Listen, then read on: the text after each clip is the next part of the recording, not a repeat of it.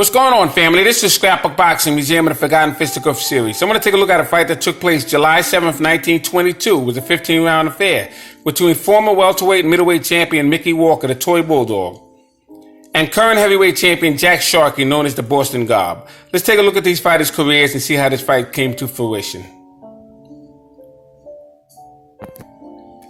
Now, Mickey Walker was known as the Toy Bulldog, very aggressive two-fisted fighter. He was born July 13th, 1901 in Elizabeth, New Jersey. He died April 28th, 1981. When Mickey Walker would retire, he would have a famous bar with all the old-time boxing pictures in there. Everyone hung out at Mickey Walker's, not too far from Madison Square Garden. It was a phenomenal bar, legendary. Now, Mickey Walker would stand 5'7". He had a 67-inch reach. He would have total bouts of 163 fights, 131 wins, 60 knockouts, 25 losses, 5 draws, and 2 no contests. Now, like I said, Mickey Walker stood 5'7". There was a lot of fighters that stood 5'7" and were very successful. Sam Langford was 5'7", and he fought from featherweight all the way up to heavyweight. In fact, he collected the heavyweight colored championship and the middleweight colored championship. He was the Mexican heavyweight champion, British heavyweight champion, and the Australian heavyweight champion. He had Tommy Burns, known as Noah Rusto. He became heavyweight champion when he took on Marvin Hart from Jefferson County, Kentucky. Marvin Hart stated that he became the new title holder in the heavyweight division when former heavyweight champion James Jeffries retired to his alfalfa farm and gave him the championship recognition. Now, James Jeffries said he's never done that. He doesn't know where Marvin Hart got that information from, but as far as he knew, once that title went vacant, whoever was the lineage and he wanted to become the new champion had to fight for that title. So Tommy Burns would take on Marvin Hart for heavyweight championship belt, and he would become the new heavyweight champion. So Tommy Burns stood 5'7", and he turned out to be the heavyweight champion of the world. He would eventually lose his belt to 6'1" Jack Johnson, Little Arthur. Jack Johnson was one of the greatest defensive heavyweight champions of all times, and he would defeat Tommy Burns in 1908.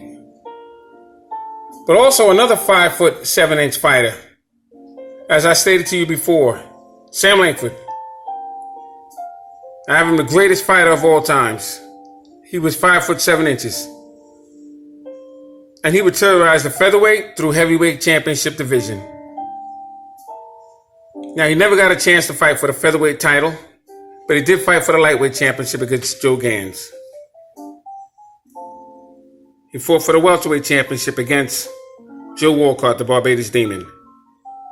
They didn't give him any of those victories, but it was well deserved. Sam Langford was 5'7", and he was a terror.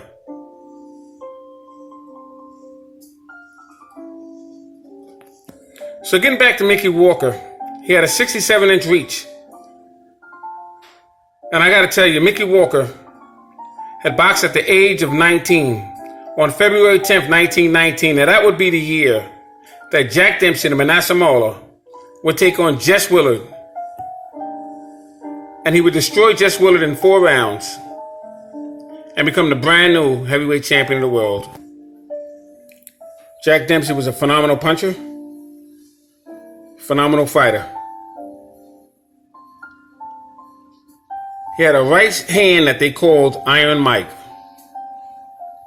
He was also known as Kid Blackie. And he would dismantle Jess Willard in 4 brutal rounds in 1919. And Mickey Walker would have his professional debut in 1919, and he was at awe of Jack Dempsey. Now, Mickey Walker would box for 4 rounds in his hometown, Elizabeth, New Jersey, on April 29th, 1919. He was knocked out in 1 round by Phil DeMonte. And this fight took place in Newark, New Jersey in 1920. Mickey fought 12 times and he boxed 16 times in 1920.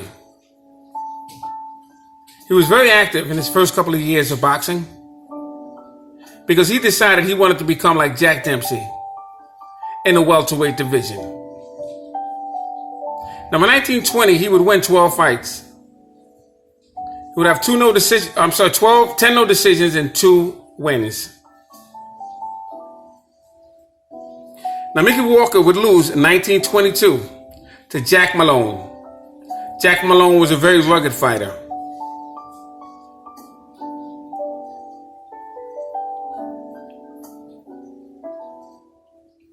November 1st, 1922, he would defeat welterweight champion Jack Britton. Jack Britton was some fighter. I have him ranked number 11. Top greatest fighters of all times. He would have a 20-fight series with Ted Kid Lewis. A brilliant fighter with Jack Britton. I just want to quickly show you his scrapbook page. Give you an idea of the competitor that Jack Britton was for Mickey Walker. Take a look at his fight record. He was a phenomenal fighter, was Jack Britton. As you can see here, he was involved in a 20-fight series with Ted Kid Lewis. Outstanding fighter was Jack Britton. Now Walker would twice defeat Pete Latzo. Pete Latzo will eventually become the welterweight champion of the world as well.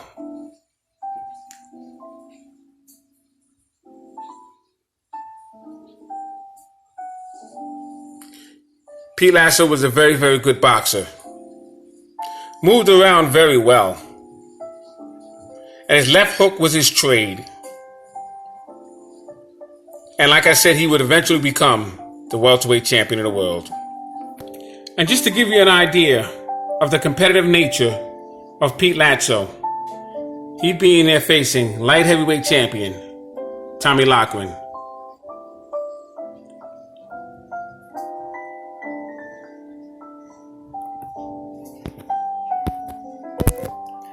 Now on July 2nd, 1925, Mickey Walker would find himself in the ring with middleweight champion Harry Greb.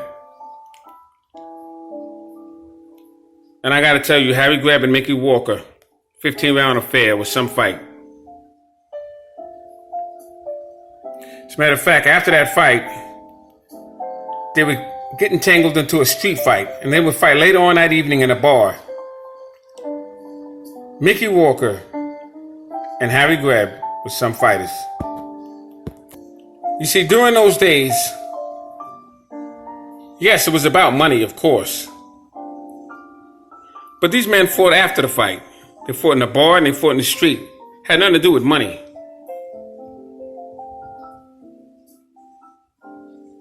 It was the days when men were men, as they call it.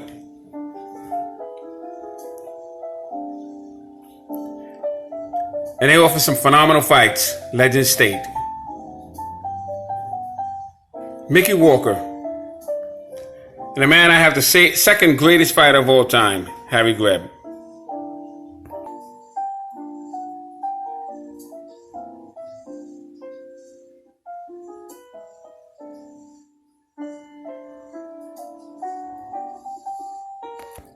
Now, 1926 would be a very good year for Mickey Walker.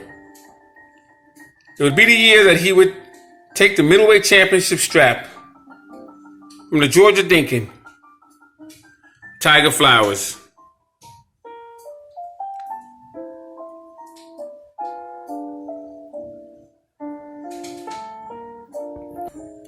Now, Tiger Flowers would become middleweight champion of the world in 1926 when he would defeat in 2 separate occasions Harry Greb.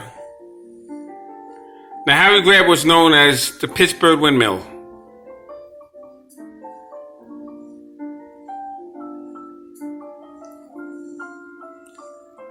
And I gotta tell you, Tiger Flowers was very, very tough, very rugged. Pulled no punches. He was the first black middleweight champion of all times. Salute to Tiger Flowers.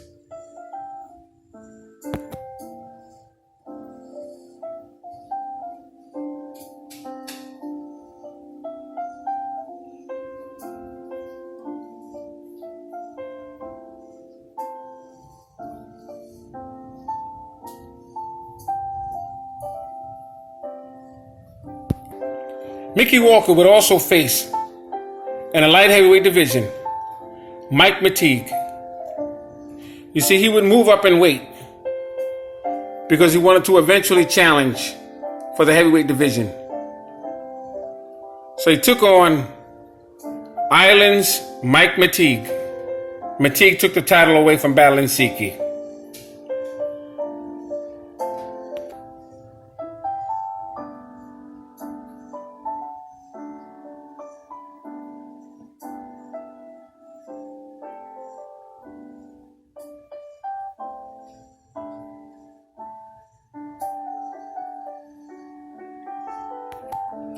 Mickey Walker would face Paul Berlenbach. Paul Berlenbach was another light heavyweight champion. And I'm showing you these fighters to give you an idea of the caliber of fighters that Mickey Walker would face. He would accept these challenges in order to move on to the next level.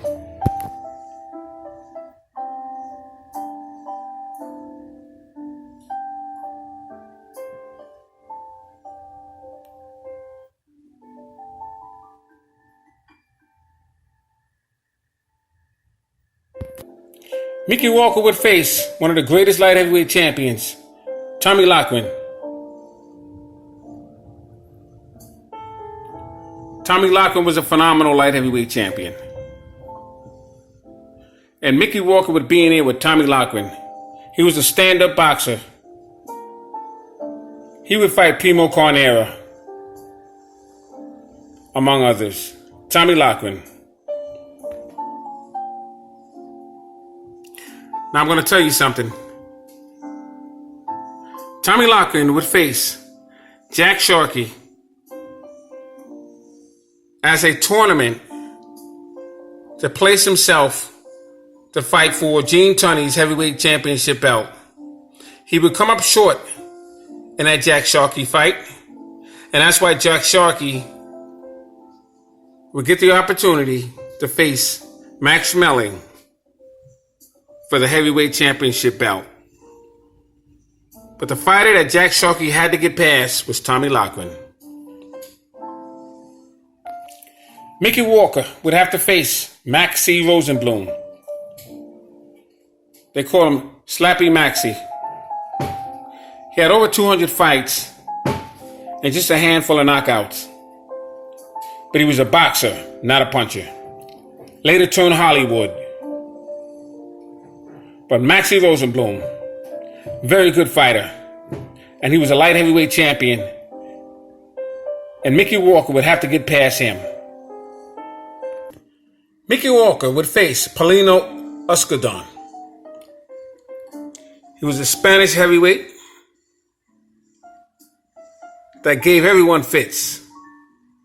And it was Paulino Escudon that Max Schmeling would have the famous saying, "I see something," when Paulino Escudon would face Joe Louis.